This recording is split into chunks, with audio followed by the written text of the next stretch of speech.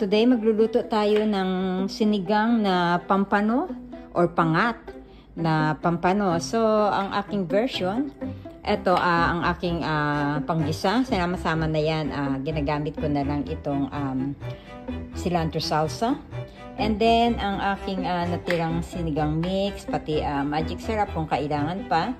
And then, cayenne pepper, pangpaanghang kung gusto nyo. Spinach, frozen one, pati ang aking onion, frozen din. Syempre, again, mas maganda ang sariwa, kaya lang yan lang ang aking nandito sa bahay. And then, patis, optional, pandagdag lang ng alat kung natatabangan kayo, and ang ating oil. So, ang aking gagawin actually, maglalagay na ako ng oil dito sa ating pan. Ang apoy natin medium high.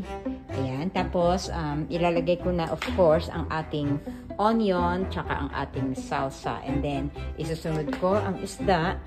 At, lalagyan ko siya pagkatapos siyang ma-stir. And then, lalagyan ko na siya ng tubig para sa sabaw. Okay. So, nailagay ko na ang aking salsa, tsaka ang aking sibuyas. Then, isusunod ko na itong ating isda, no? Optional, lalagyan ko siya ng butter. Pero nasa inyo yun, pangpalinamnam, no? So, nilagyan ko siya ng mga 3 cups ng water. Tapos, isusunod ka na rin agad itong mga pangtimpla, except yung pangpaasim. Kasi ilalagay ko na ang ating cayenne, ang ating magic syrup, and then ang ating spinach. Ngayon, pagka medyo luto na spinach, saka ko lang ilalagay ang ating pangpaasim. Sabi kasi nila nahihilaw daw pag inunay paasim. So, I don't know. Okay. Okay guys, hinalo ko na rin yung spinach. Mabilis lang ito maluto kasi luto na yung isda natin no?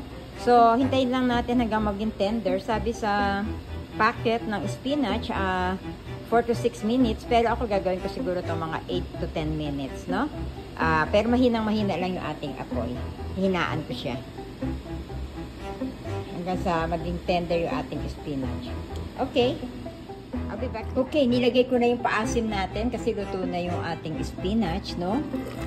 Yan. Tapos, papakuluin ko lang siya. Nilakasan ko lang yung apoy. Siguro 1 to 2 minutes. And then, titikman ko na siya. Malapit na ito. Pwede na ito maluto. Pwede na ito, okay? I'll be back. Okay, luto na ito guys. Oh wow, ang sarap. You will forget your name. Okay, try nyo guys. Kung mahilig kayo sa isdang may sabaw, no? Okay, thank you for watching guys.